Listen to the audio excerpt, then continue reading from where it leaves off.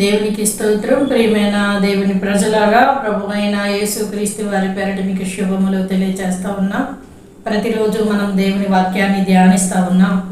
నేటి దినాన మన దేవుని వాక్యము అపోస్తుల కార్యాలు 16వ అధ్యాయము 13వ వచనము. విశ్రాంతి దినమున గవిని దాటి నదీ తీరమున ప్రార్థన జరుగుననుకుని అక్కడికి వచ్చి కూర్చున్న స్త్రీలతో మాట్లాడుచూ ఉంటిమి. అప్పుడు లూదియాను దైవభక్తి గల స్త్రీ విడిచుండెను. ఆమె ఊదారంగు పొడి అమ్ము తురేతేయ పట్టణస్థురాలు. ప్రభువు ఆమె హృదయమును తెరిచెను గనుక పౌలు చెప్పిన మాటల యందు లక్ష్యముంచెను. ఆమెయు ఆమె ఇంటివారును బాప్తిసము పొందినప్పుడు ఆమె, నేను ప్రభువునందు విశ్వాసము గలదానినని మీరు ఎంచితే నా ఇంటికి వచ్చి ఇండుడని వేడుకొని మమ్మను బలవంతము చేసెను. హల్లెలూయా. ఇక్కడ పౌలు గారు అలాగే లూకా గారు వారు ప్రయాణమై వెళుతున్న సమయంలో మరి వారు వాళ్ళు ఎక్కడికి వచ్చారంటే త్రోయాని విడిచి ఓడ ఎక్కి తిన్నగా సముద్ర కేకును మరనాడు నెఫోలియాకును అక్కడ నుండి ఫిలిప్పీకిని వచ్చితిమి. అంటే వీరు అలాగా గ్రామాలు ఆ యొక్క ప్రదేశాలు తిరుగుతూ అక్కడికి వచ్చిన తర్వాత మాసిదోనియాకి వచ్చిన తర్వాత వారు అక్కడ నదీ తీరమున అంటే సముద్ర తీరమున అనేక మంది స్త్రీలు అక్కడ కూర్చొని ఉన్నారని, అక్కడ ప్రార్థన జరుగుతూ ఉన్నదని వారు విని అక్కడికి వెళ్ళి దేవుని వాక్యాన్ని పౌలు గారు చెప్పడం ప్రారంభించారు. హల్లెలూయా. చూడండి, ఆ పట్టణంలో దేవుని మాటలను చెప్పనిచ్చేవారు కాదట, ప్రార్థనకి అసలు అవకాశం ఇచ్చేవారు కాదట. అలాంటప్పుడు ప్రతిరోజు లేకపోతే వారానికి ఒక్కసారి అంటే విశ్రాంతి దినమున అని వ్రాయబడింది. అంటే విశ్రాంతి దినమున అందరూ ప్రార్థన చేసిన వారు అందరూ అక్కడికి వచ్చి కూడి వారు దేవునికి ప్రార్థన చేస్తూ ఉండేవారు. అంటే బైబిల్ గ్రంథ ఆధార ప్రకారంగా చెప్తున్నాను నేను. చేస్తున్నప్పుడు ఆ మాట పౌలు గారికి వినబడి ప్రార్థన వీరు చేస్తున్నారు, వీరికి దేవుని వాక్యాన్ని చెప్పాలని వారికి దేవుని వాక్యాన్ని పౌలు గారు బోధిస్తున్న సమయంలో తురేతీయ పట్టణస్థురాలైన లూదియా అనే ఒక ఆమె ఊదారంగు పొడి అమ్మేదంట. అంటే ఆమె చాలా విలువైన ఆ యొక్క కెమికల్స్, ఊదారంగు పొడి అంటే మన భాషలో కెమికల్స్, విలువైన వస్త్రాలకి వాడినది, పట్టు వస్త్రాలకి వాడిన ఆ యొక్క కెమికల్స్ రంగు కలర్స్ అమ్మేది. అది ఎవరు అంటే రాజులు, జమీందారులు ఇలాంటి వారు, ఉన్నతమైనటువంటి వారు కొనుక్కునేవారు. అంటే మంచి వ్యాపారస్తురాలు అనమాట ఈమె. అలాంటి ఆమె అక్కడికి వచ్చి అక్కడ అమ్మడానికో వ్యాపారం కొరకో దేనికో ఆ సముద్ర తీరానికి వచ్చినప్పుడు ఆమె పౌలు గారు చెప్పిన మాటల యందు లక్ష్యం ఉంచిందంట. హల్లెలూయా. అందుకే దేవుని వాక్యాన్ని చాలా జాగ్రత్తగా వినాలి. ఎప్పుడైతే పౌలు గారు చెప్పిన మాటల యందు ఆమె లక్ష్యం ఉంచిందో వెంటనే దేవుడట ఆమె హృదయాన్ని తెరిచెను. వాక్యంలో వ్రాయబడింది, లూదియా హృదయం తెరవబడింది. తెరవగానే ఇంకా ఆమె ఆలస్యం చేయలేదు. వెంటనే ఆమెయు ఆమె ఇంటి వారును బాప్తిసము పొందుకున్నారు. ఆమెకు మారు మనసు వచ్చింది. దేవుడు తన హృదయాన్ని ఎప్పుడైతే తెరిచారో, నేను వెళ్ళే మార్గం సరైనది కాదు, ప్రభు అయిన యేసుక్రీస్తు వారి మార్గంలో వెళ్ళాలని ఆమె అనుకొని వెంటనే ఆమె బాప్తిసానికి సిద్ధపడి ఆమెతో పాటు ఆమె ఇంటి వారిని అందరినీ కూడా రక్షణలోనికి నడిపించింది. ఎంత గొప్ప విషయమో చూడండి. దేవుని వాక్యం మనం శ్రద్ధగా వినినప్పుడే దేవుడు మన హృదయంతో మాట్లాడతారు. వాక్యం వినేటప్పుడు దేవుని ప్రజలైనటువంటి వారు, దైవ సేవకులు వారు ఎవరంటే అవనివ్వండి, వారు బైబిల్ గ్రంథం చేత పట్టుకొని దేవుని మాటలు చెప్పినప్పుడు ఆ మాటలు జాగ్రత్తగా వినాలి. ఎందుకు అంటే వాక్యం ఏమి సెలవిస్తుంది? యోహాను సువార్తలో, మాట్లాడుచున్నది మీరు కాదు, నా తండ్రి ఆత్మ మీలో ఉండి మాట్లాడును. మత్తయి సువార్తలోంచి ఆ వాక్యంలో ఉంది. అంటే దేవుని ఆత్మ ఎవరైతే దేవుని వాక్యాన్ని ప్రకటిస్తూ ఉంటారో, ప్రచురిస్తూ ఉంటారో వారిలోనికి పరిశుద్ధాత్ముడు వచ్చి పరిశుద్ధాత్ముడు వారి నోటికి మాటలు అందిస్తున్నప్పుడు, వారు మాట్లాడుతూ ఉన్నప్పుడు వినినటువంటి వారు జాగ్రత్తగా దేవుని వాక్యాన్ని వినాలి. ఎప్పుడైతే దేవుని వాక్యాన్ని జాగ్రత్తగా వింటామో మన హృదయం తెరవబడుతుంది. ఆవిడంటే మారు మనసు పొందలేదు, రక్షణ పొందలేదు, అందుకే దేవుడు ఆమె హృదయం తెరిచారండి. మేము ఆల్రెడీ బాప్తీసం తీసుకున్నాం, దేవుడి సన్నిధికి వెళ్తున్నాం, ప్రతి వారం దేవుని వాక్యం వింటున్నాం అని అనుకోవచ్చు. కానీ ఏ సమయంలో దేవుడు ఎప్పుడు ఏ మాటతో ఆయన నీతో మాట్లాడతారో తెలియదు. హల్లెలూయా. ఆమె రక్షణ అవసరం కనుక రక్షణ విషయమై మాట్లాడారు. నీకు ఏది అవసరమో దేవుడు నీకు ఆ విషయాల్లో మాట్లాడతారు. ఇప్పుడు ఈమె తురేతీయ పట్టణస్థురాలైన ఈమె, ఊదారంగు పొడి అమ్ముకున్న ఈమె ఒక్క హృదయమే దేవుడు తెరిచారు. కానీ ఆమె ఆ మాటలు పట్టుకెళ్ళి తన కుటుంబం అంతటికీ చెప్పి వారందరికీ మారు మనసు వచ్చేలా చేసి వారందరినీ కూడా రక్షణలోనికి నడిపించి. అంతేకాదు, మన ప్రకటన గ్రంథంలో 7 సంఘాల గురించి రాసినప్పుడు దేవుడు తురేతీయ సంఘం కూడా ఉంటుంది అందులో. అంటే ఆ తురేతీయ పట్టణంలో సంఘము ఎవరి ద్వారా స్థాపించబడింది? లూదియా ద్వారా దేవుని సంఘం అక్కడ స్థాపించబడింది. హల్లెలూయా. ఎంత గొప్ప విషయమో! దేవుని సంఘం అంటే సామాన్యమైన విషయమా? అది భూమి మీద దేవుని ఆస్తి, దేవుని ఆస్తి. ఆయన విలువ పెట్టి సంఘాన్ని కొనుక్కున్నాడు. అందుకే ఆ సంఘానికి ఆయన శిరస్సు అయి ఉన్నాడు. ఆ ఆస్తిని భూమి మీద ఆమె ఎత్తబడిన సంఘాల్లో 7 సంఘాల్లో అందులో ఒక సంఘం తురేతీయ సంఘం. ఎంత గొప్ప ఆధిక్యతను ఆమె సంపాదించుకుందో! ఒక్క స్త్రీ దేవుని మాట యందు లక్ష్యం ఉంచింది. ఆమె రక్షణ పొందడమే కాకుండా కుటుంబాన్ని రక్షణలోకి నడిపించింది. ఆమె ద్వారా ఆమె ఉంటున్న ఆ యొక్క ప్రాంతంలో దేవుని సంఘానికి మూల కారణం అయ్యింది. హల్లెలూయా. వాక్యం జాగ్రత్తగా వింటే వాక్యంలో ఉన్న ఎత్తి పల్లాలు లోతుపాతులు మనకు అర్థమవుతాయి. దేవుడు ఎలాంటి దేవుడిని మనం కలిగి ఉన్నామో, దేవుడు ఎందుకు మనల్ని రక్షించాడో, దేవుని కొరకు మనం ఏం చెయ్యాలో దేవుడు మనతో మాట్లాడతారు. అది మనకి అర్థమవుతుంది. ఆ అర్థాన్ని పట్టుకొని మనం దైవ చిత్తాన్ని చేయటానికి ముందుకు వెళతాం. వాక్యం సరిగ్గా వినలేదనుకోండి, మనసు ఎక్కడో పెట్టారనుకోండి, వాక్యం మనకి అర్థం అవ్వదు. ఒక భక్తుడు అంటాడు, మనసు కోతి వంటిదంట. కోతి ఏం చేస్తుంది? ఈ చెట్టు మించి ఆ చెట్టు మీదకి, ఆ చెట్టు మించి ఈ చెట్టు మీదకి, అక్కడి నుంచి ఇక్కడికి కుప్పు గంతులు వేస్తూ ఉంటుంది. మనసు కూడా అంతేనంట.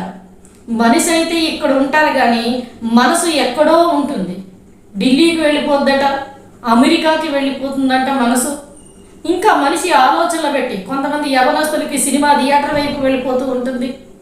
ఇలా మనిషి యొక్క విధానాన్ని బట్టి మనిషి ఇక్కడ ఉన్న మనసు ఎక్కడికో వెళ్ళిపోతుంది. దేవుని సన్నిధిలో అలా ఉండకూడదు. మనిషి, మనసు, హృదయము అన్నీ ఒకే దగ్గర ఉండాలి. హల్లెలూయా. ఎప్పుడైతే నీ మనసు అలా ఉంటుందో నీ హృదయం తెరవబడుతుంది. దేవుని వాక్యం మీద నువ్వు లక్ష్యం ఉంచుతావు. అప్పుడు దేవుడు నీతో మాట్లాడతాడు.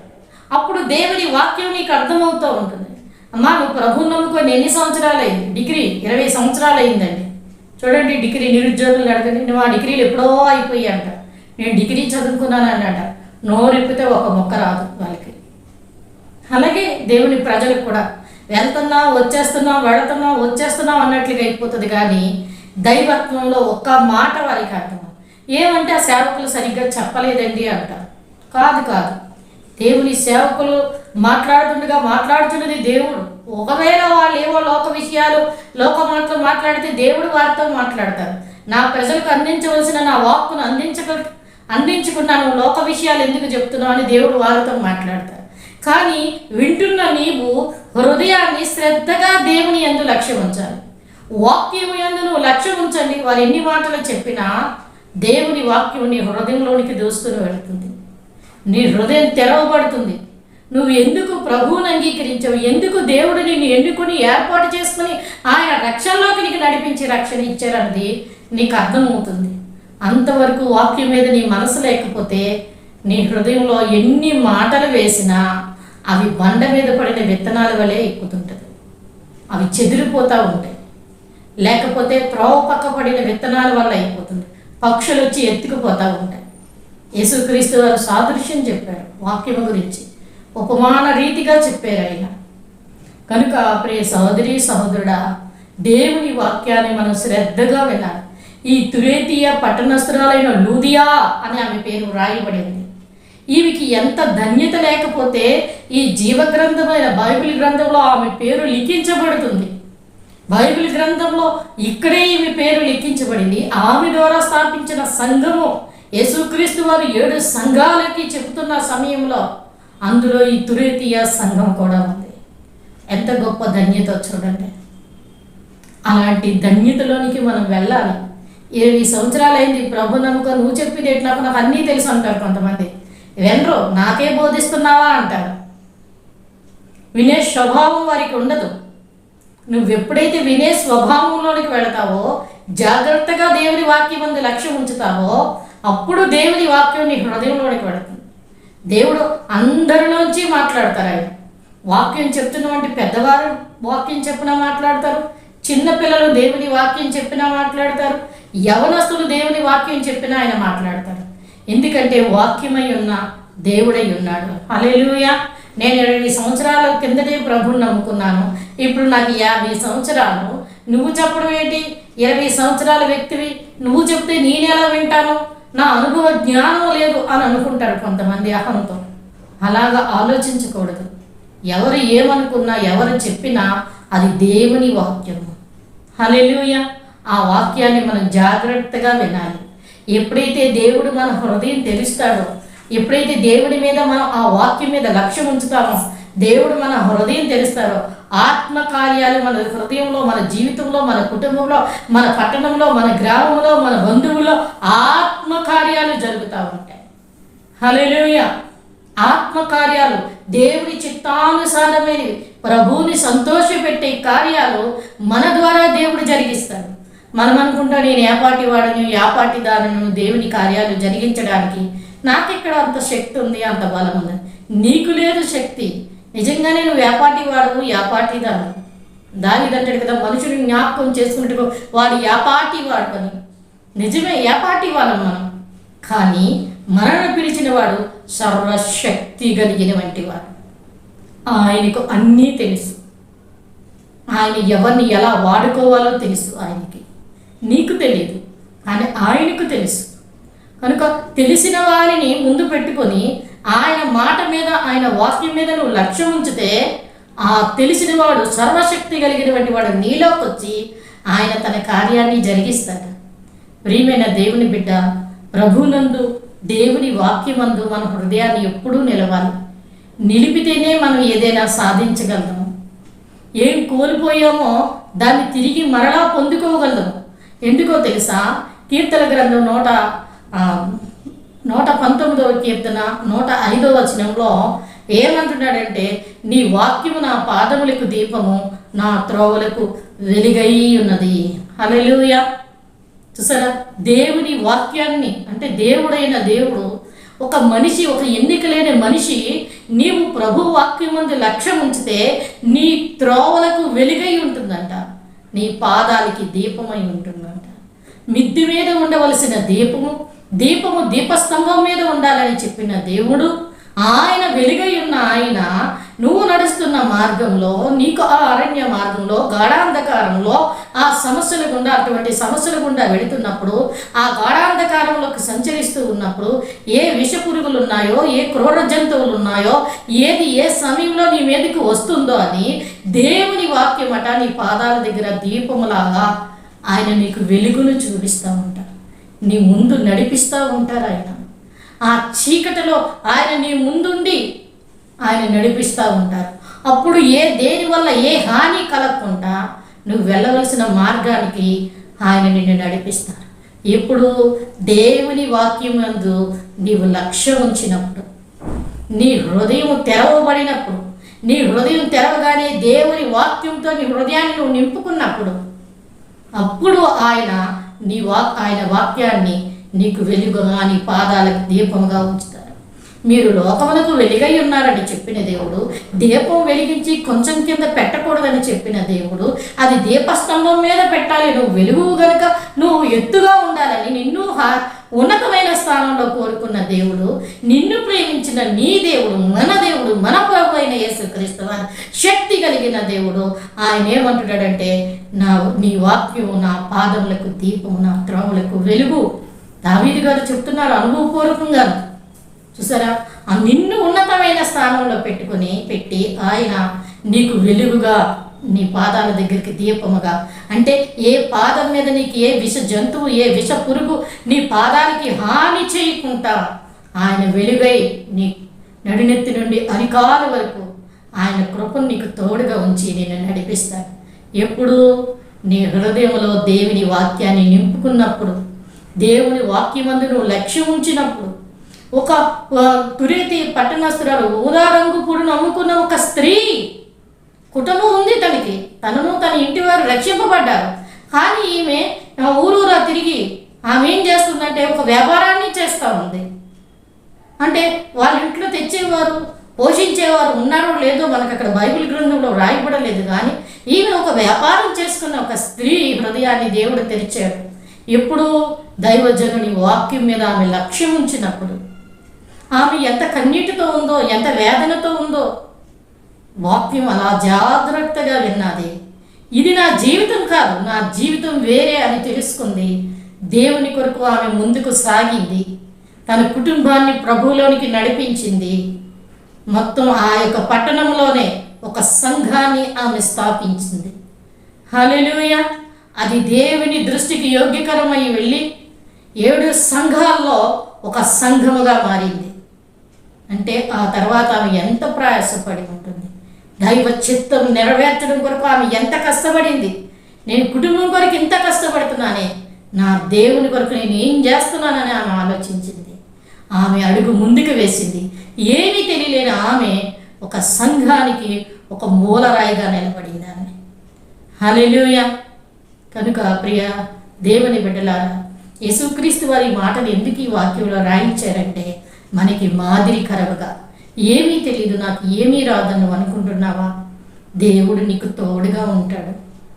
ఆయన నువ్వు ఒక్క అడుగు ముందుకు వేస్తే ఆయన నీకు ముందుండి నడిపించి, నీ పాదాలకు దీపముగా, నీ త్రోవకు వెలుగుగా ఆయన నడిపించి, దైవ చిత్తము ఏదైతే దేవుని యొక్క ఉద్దేశము నీలో ఉందో ఆ ఉద్దేశాన్ని ఆయన నెరవేర్చి నిన్ను ఒక మూలరాయిగా, ఒక మూల స్తంభముగా ఆయన నిన్ను వాడుకొని తన యొక్క రాజ్యంలో ఒక మూల స్తంభముగా ఆయన నిన్ను నిలబెడతాడు.